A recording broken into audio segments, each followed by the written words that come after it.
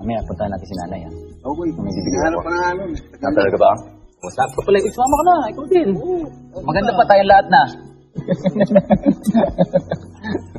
Pay, Pabi, yung hiniram mo nung isang araw, eto mo nang bayaran. Pagka? Oo.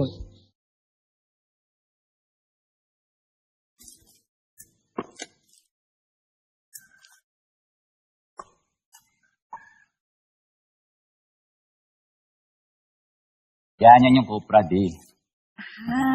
Kahit na pag-supply ng fresh buko tsaka nyog ang negosyo ko ngayon, ang opera pa rin kami kada 45 days. 45 days? Tagal naman. Di, lahat dito hindi minamadali. Nakasanayan lang naman, oh. Ibang-iba kasi sa nakasanayan ko. Siyempre, ako kasi kailangan doon fast-paced yung life, on the dot. Oy, tingnan mo naman. Sabi ni Lola, ang galing-galing mo raw sa trabaho. Siyempre, kailangan. Sobrang competitive doon. I have to exceed my targets palagi. Sa bagay. Kasi tayo dyan, pati. Ano yun? Ha? Narinig mo yun? Malamang ahas yun. Ahas? May ahas dito? Oo.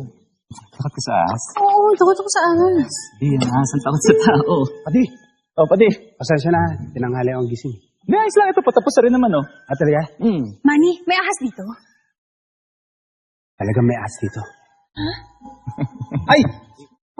Nahanap ka na nga pala ng Lola. Ay, oo nga pala.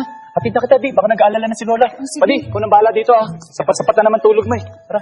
Manny, ingat ha. Bye-bye. Baka siya naman.